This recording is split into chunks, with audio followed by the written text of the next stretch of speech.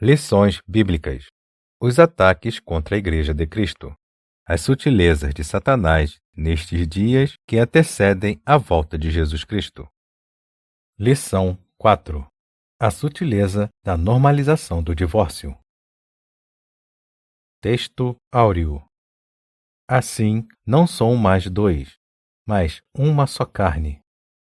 Portanto, o que Deus ajuntou, não separe o homem. Mateus, capítulo 19, versículo 6. Verdade prática. O padrão bíblico para o casamento é que ele seja heterossexual, monogâmico e indissolúvel. Leitura bíblica em classe. Mateus, capítulo 19, versículos de 1 a 9. E aconteceu que, concluindo Jesus esses discursos, saiu da Galiléia e dirigiu-se aos confins da Judéia, além do Jordão. E seguiram-no muitas gentes, e curou-as ali.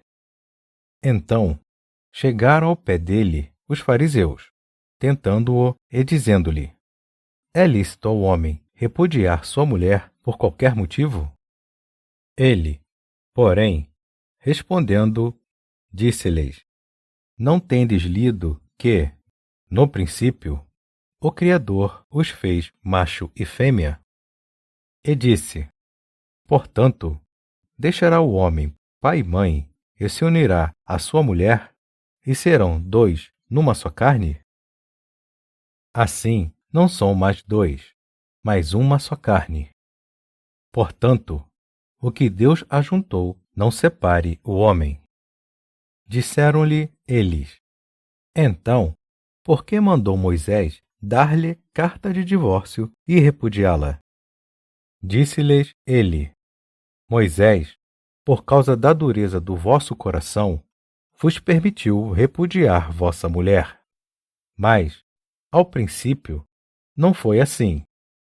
Eu vos digo, porém, que qualquer que repudiar sua mulher, não sendo por causa de prostituição, e casar com outra, comete adultério. E o que casar com a repudiada, também comete adultério. Introdução. O divórcio é entendido como ato por meio do qual o casamento é dissolvido.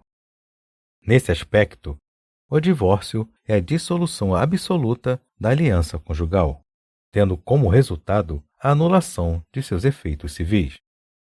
Dependendo da cultura, dos pressupostos religiosos praticados e da motivação que levou à ruptura do casamento, a prática do divórcio pode permitir os cônjuges contrair um novo casamento ou não. A lição de hoje fará uma análise sobre o divórcio no contexto das culturas bíblica e contemporânea. Devido à tendência contemporânea de vulgarizar o divórcio, tornando-o banal e normal, a presente lição tomará como padrão aquilo que as Escrituras Sagradas ensinam sobre esse assunto. Também se orientará por aquilo que o nosso documento confessional, a Declaração de Fé, ensina e orienta sobre o divórcio. Tópico 1. O divórcio no contexto bíblico. 1. O divórcio no contexto do Antigo Testamento. Na Antiga Aliança, o plano de Deus para a raça humana é que o casamento fosse monogâmico e vitalício. O profeta Malaquias afirmou que Deus odeia o divórcio. Contudo, em certos casos, o divórcio era previsto e em outros aparece como uma permissão. Em Deuteronômio, capítulo 24, versículos de 1 a 4, o texto afirma que uma das condições para o divórcio era o marido encontrar coisa feia na esposa. A expressão hebraica ervat dabar, traduzida como coisa feia, possui o sentido de nudez ou coisa vergonhosa. O texto não especifica o que significa essa expressão. Isso deu margem para uma série de debates pelas escolas rabínicas, que a interpretavam de diferentes modos. No entanto, fica claro que não se tratava do adultério, que no tempo de Moisés era punido com a morte.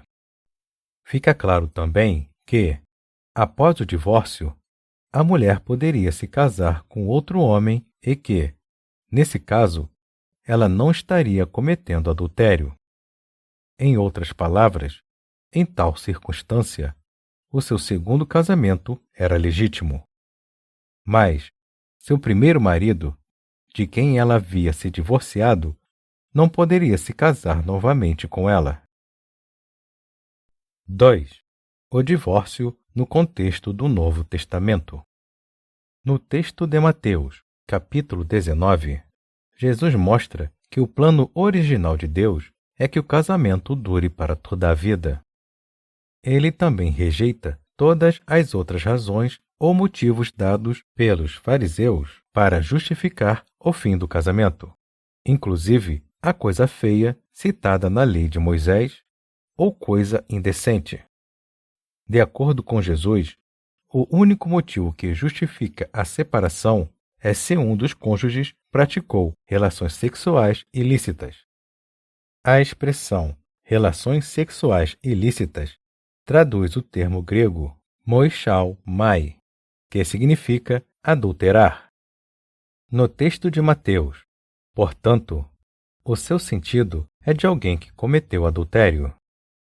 O que se depreende dessa passagem bíblica é que Jesus estava dizendo que o divórcio feito por razões outras que não o adultério não dissolve o casamento aos olhos de Deus. Dizendo isso de outra forma, alguém que sofreu uma traição conjugal tem direito a um novo casamento.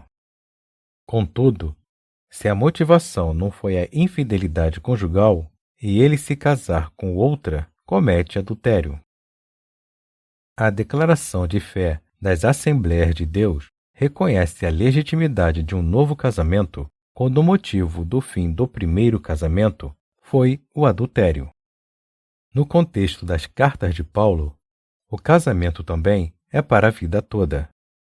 Contudo, o apóstolo trata de outras situações não contempladas nos evangelhos. Escrevendo aos Coríntios, Paulo se refere ao casamento entre cristãos e a casamentos mistos, quando um crente era convertido ao evangelho e o outro não. No caso de crentes, Paulo diz que se o casal venha a se separar, que não se case de novo ou que se reconcilie. No caso de casamentos mistos, Paulo diz que se o cônjuge descrente abandonasse a esposa, esta não estaria sujeita à servidão. A maioria dos intérpretes entende que essa expressão não está sujeito à servidão significa que o cônjuge crente que foi abandonado está livre para se casar novamente. Esse entendimento é seguido pela declaração de fé das Assembleias de Deus. Contudo, somente no caso de o abandono partir do cônjuge não crente. Sinopse 1. O divórcio está presente tanto no Antigo quanto no Novo Testamento. Tópico 2. A sutileza da normalização do divórcio. 1. O divórcio no seu aspecto legal. A legislação brasileira já foi muito mais rígida com respeito ao divórcio. Contudo, nas últimas décadas, as razões que justificam o divórcio podem ser várias. A partir da Constituição de 1988, passou-se a permitir divorciar-se e recasar quantas vezes fosse preciso. No aspecto legal da legislação brasileira, é muito fácil alguém se divorciar e se casar novamente. 2. O divórcio no seu aspecto moral. Além do aspecto legal do divórcio, como cristãos, necessitamos saber do seu aspecto moral. Para um descrente, qualquer razão ou motivo justifica a prática do divórcio e um novo casamento. Mas o cristão deve perguntar se isso é moral. O Estado garante o seu aspecto legal. Contudo, a Escritura define seu aspecto moral. Trocar a esposa por uma mais jovem ou abandonar o marido por um mais rico e famoso são práticas normais no mundo e que contam com o amparo legal do Estado. Contudo, isso é moral para o cristão? O crente pode fazer isso? No caso de pastores, além do aspecto legal, deve-se levar em conta, sobretudo, o aspecto moral do divórcio. Alguns se divorciam, mas nunca deveriam ter feito. Há um preço alto para se pagar. Aqueles que se arriscam a desobedecer à palavra de Deus forçosamente terminam machucados. Sinopse 2. O divórcio se dá na esfera legal e, ao mesmo tempo, moral. Tópico 3. O divórcio e a prática pastoral. 1. A pessoa do divorciado. O divorciado, a divorciada, é uma pessoa e, como tal, deve ser vista. Quem passou por um processo de divórcio sabe o quão traumático isso é. Sentimentos de rejeição, medo e abandono muitas vezes continuam presentes na vida de quem passou por uma separação. Isso fica mais complexo quando há filhos gerados no relacionamento.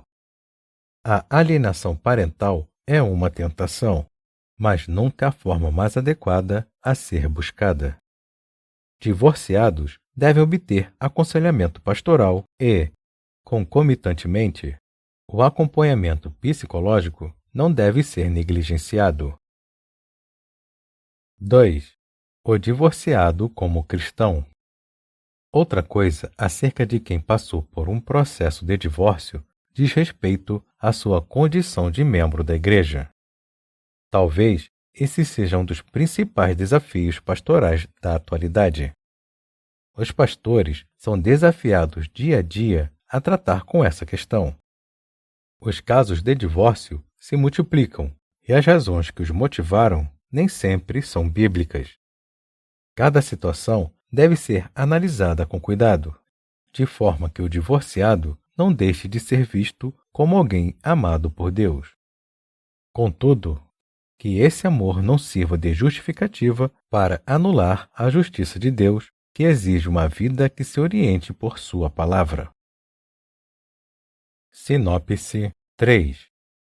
É preciso cuidar das pessoas divorciadas, dando-lhes auxílios espiritual e psicológico. Conclusão. Vimos nesta lição o divórcio sob a perspectiva de diferentes culturas e em diferentes contextos. Observamos que, na atualidade, há uma tendência entre os cristãos de enxergar o divórcio como normalidade. Essa é uma postura perigosa, arriscada e, até mesmo, pecaminosa. Isso porque as Escrituras contêm princípios e preceitos que moldam os relacionamentos humanos. O casamento é uma instituição divina, que reflete o ideal de Deus. Portanto, e devido à nossa condição de pecadores, o divórcio deve ser visto como uma anormalidade desse ideal divino.